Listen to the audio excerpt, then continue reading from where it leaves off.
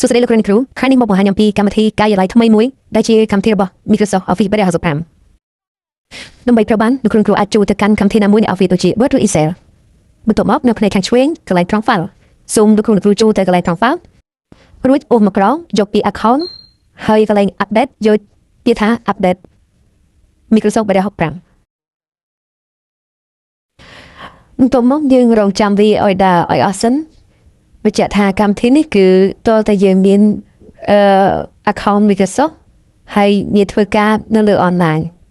ឥឡូវនេះកម្មវិធី Microsoft Office 365ត្រូវបាន update រួចរាល់ឥឡូវយើងចូលទៅមើលទាំងអស់នេះ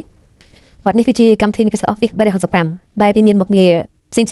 ដូចជា Word Excel PowerPoint និងវាប្រតិបត្តិការ online ពិសេសយើងអាចបកប្រែអត្ថបទបានយ៉ាងអត់ទៀតផងឥឡូវយើងចូលទៅសាកទាំងអស់គ្នាតែខ្ញុំ copy អត្ថបទពីក្នុង Telegram បន្ទាប់មកខ្ញុំយកវាទៅដាក់នៅក្នុង Word នៃកម្មវិធី Microsoft Office 365បន្ទាប់មកខ្ញុំ select អត្ថបទនោះទាំងមូលហើយយក mouse ស្ដាំរួចយកពាក្យថា translate ផ្នែកខាងលើគឺជាអត្ថបទដែលយើងត្រូវ copy យកទៅដាក់បន្ទាប់មកយើងអូសមកខាងក្រោមដើម្បីរកភាសាដែលយើងត្រូវឲ្យវាបកប្រែអញ្ចឹងខ្ញុំយកភាសាខ្មែរជ្រើសរើសកន្លែងបកភាសាយើងជ្រើសរើសយកភាសាខ្មែរបន្ទាប់មកយើងចុចនៅលើភាសាខ្មែរបាទឥឡូវនេះអត្ថបទទាំងមូលត្រូវបានវាបកប្រែហើយឥឡូវខ្ញុំ copy យកមកដាក់ពីក្រោមអត្ថបទដើមគឺមានន័យថាវា secret ស្ទើរ 99% នេះ